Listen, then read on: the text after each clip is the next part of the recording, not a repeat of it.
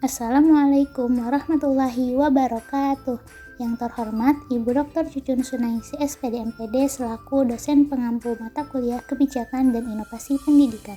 Pada kesempatan kali ini kami dari kelompok 13 yang beranggotakan Dede Fitri Nurkhalijah, Lu'lu'ul Azizah, dan Neri Yulianti akan memaparkan pembahasan yang meliputi penjelasan produk PPT interaktif, perangkat yang digunakan, langkah-langkah pembuatan produk PPT interaktif, cara penggunaan produk PPT interaktif, serta kelebihan dan kekurangan PPT interaktif.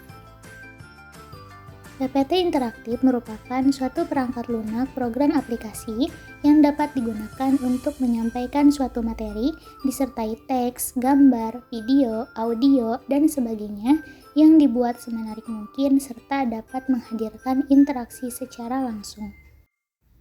Adapun perangkat yang digunakan untuk membuat PPT interaktif yaitu ada Microsoft PowerPoint yang digunakan untuk membuat PPT interaktif, kemudian Canva untuk mencari elemen-elemen, Pinterest untuk mencari background, Wordwall untuk membuat kuis, website remove background untuk menghapus background, website convert to WAP untuk mengubah format suara menjadi WAP. Nah, selanjutnya adalah langkah-langkah pembuatan produk PPT interaktif. Yang pertama adalah menentukan materi. Pada kesempatan kali ini, kami memilih mata pelajaran Bahasa Indonesia untuk kelas 1 SD dengan materi bunyi apa. Kemudian selanjutnya adalah menentukan capaian pembelajaran dan menentukan tujuan pembelajaran.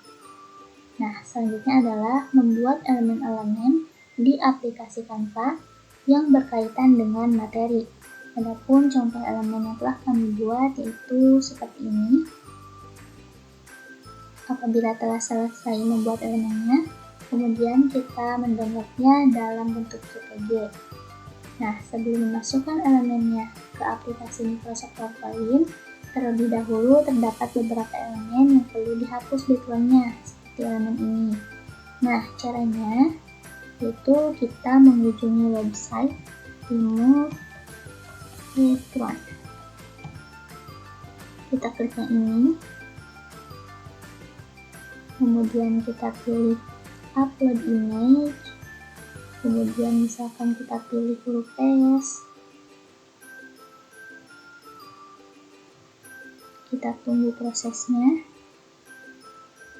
Nah, setelah selesai kemudian klik download. Cara ini juga sama dilakukan kepada elemen-elemen yang lain untuk menghapus background-nya. Nah, setelah selesai kita masuk ke aplikasi Microsoft PowerPoint-nya.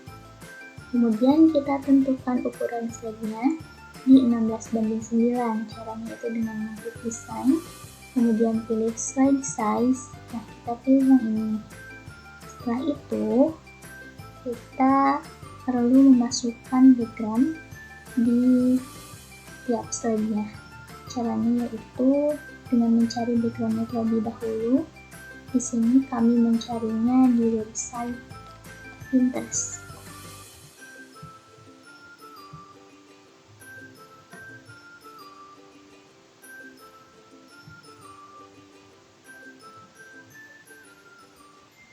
Nah, di sini terdapat banyak gambar yang bisa kita pilih.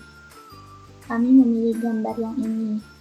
Nah, setelah mendownloadnya, kemudian kita masukkan ke aplikasi Microsoft PowerPoint-nya dengan cara mengklik insert, kemudian pilih picture, this device. Nah, nanti kita pilih gambarnya. Kebetulan di sini kami telah memasukkannya dan tampilannya seperti ini.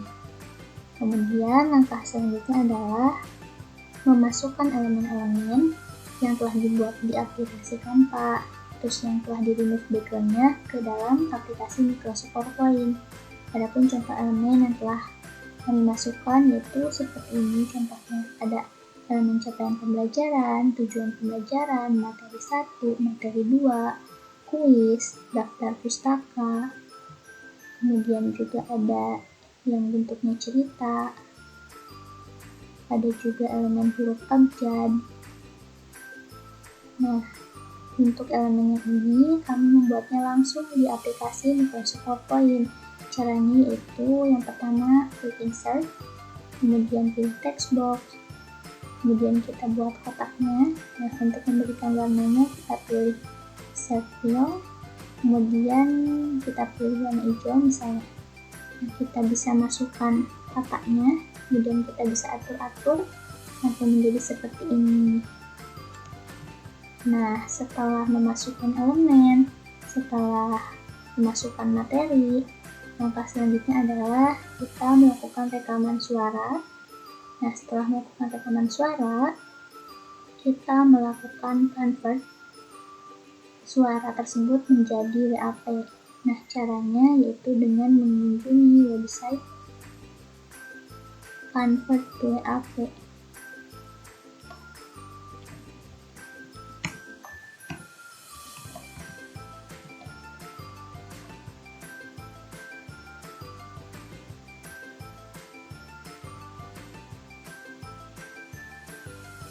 Kita klik choose file from device,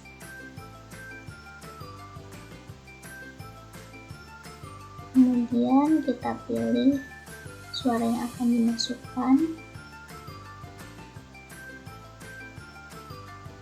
kita klik convert, kemudian tunggu prosesnya, kemudian klik download.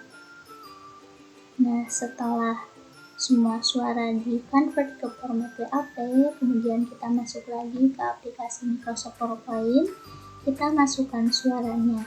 Misalkan kita akan memasukkan suaranya di cerita ini, kita klik dulu, kemudian klik insert, klik action, kemudian centang play sound-nya, kemudian kita pilih suaranya, dan klik OK.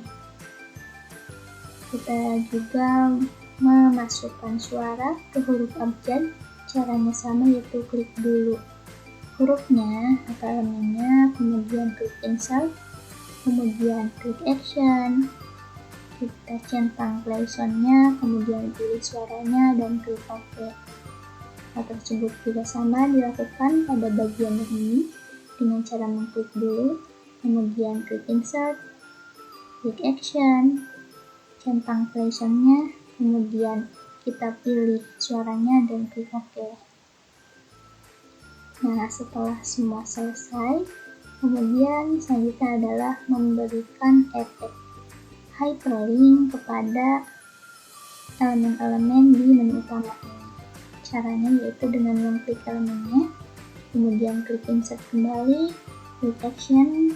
Nah, di sini kita pilih hyperlink to. Kemudian kita pilih slide. Nah, karena yang kita klik merupakan elemen capaian pembelajaran, maka kita cari slide yang menjelaskan tentang capaian pembelajaran. Di sini capaian pembelajaran itu ada di slide ketiga, maka kita klik slide ketiga dan kita klik OK. Kemudian kita berikan efek suara, centang play sound, pilih suaranya yang klik, kemudian kita pilih OK. Nah, hal tersebut juga dilakukan sama ke elemen yang materi 1, tujuan pembelajaran, materi 2, kuis, dan juga daftar pustaka. Yang tentunya disesuaikan dengan slide yang akan dituju. Kemudian kita juga memberikan efek hyperlink dan klik ke tombol yang ini. Misal kita klik yang ini, tombol yang next, kemudian kita klik insert, kita klik action, kemudian kita pilih yang hyperlink to. Nah, kita pilih yang next slide, kemudian kita berikan efek suaranya yang klik, kemudian klik OK. Nah, setelah selesai, agar efek hyperlink-nya itu bisa berjalan dengan baik, kita harus menonaktifkan on mouse click-nya. Caranya yaitu dengan mengklik slide-nya dulu, kemudian kita klik transition. Nah, di sini ada on mouse click, kita nonaktifkan pada setiap slide. Nah, setelah selesai, kita cek apakah berfungsi atau tidak. Jadi, ketika kita menonaktifkan on most click, maka ketika mengklik di sembarang tempat, itu tidak akan berpindah ke slide selanjutnya, kecuali kalau kita mengklik elemen yang telah diberikan hyperlink. Misal kita klik capaian pembelajaran, maka akan masuk ke capaian pembelajaran. Kita klik tujuan pembelajaran, maka akan masuk ke tujuan pembelajaran. Nah, setelah selesai, langkah selanjutnya yaitu membuat kuis. Di sini kami membuat kuisnya dengan menggunakan website Wordwall.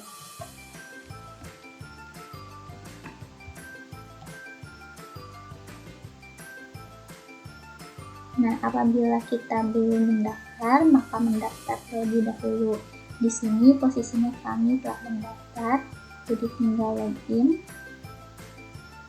Nah, setelah itu kita pilih yang create activity. Di sini terdapat banyak games yang bisa kita pilih. Kami memilih yang kuis, jadi nanti klik aja yang kuis. Nah, ketika mengklik kuis, tampilannya itu akan muncul seperti ini. Jadi kita bisa langsung memasukkan pertanyaannya, kemudian pilihan gandanya. Nah, untuk misalkan ada pilihan ganda yang benarnya, kita klik centang aja. Setelah memasukkan soal-soalnya, kita klik done. Nah, kita bisa memilih tampilannya mau yang mana. Di sini saya memilih tampilan yang ini. Kemudian kita klik share, kita copy linknya, dan kita masukkan ke sini. Nah, kemudian ini juga terdapat link di mana kita bisa memilih siswa secara acak untuk menceritakan kembali cerita yang telah dijelaskan sebelumnya. Nah, caranya itu sama, kita mengunjungi website Wordwall juga, terus kita klik create activity. Nah, jika tadi kita memilih kuis, sekarang kita memilih yang spin duel. Nah, ketika mengklik spin duel, maka nanti akan muncul tampilannya seperti ini. Jadi, kita tinggal memasukkan nama-nama siswanya. Setelah selesai, kita klik done.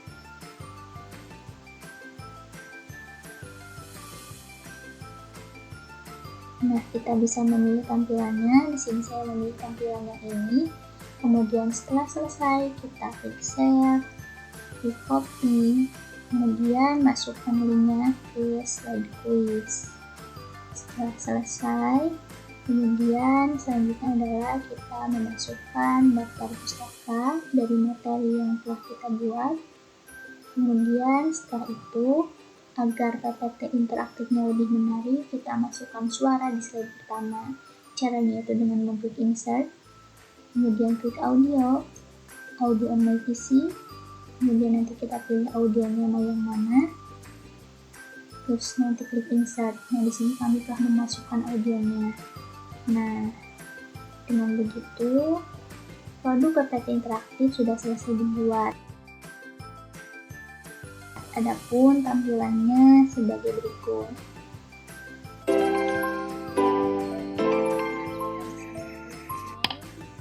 Kemudian melihat capaian pembelajaran,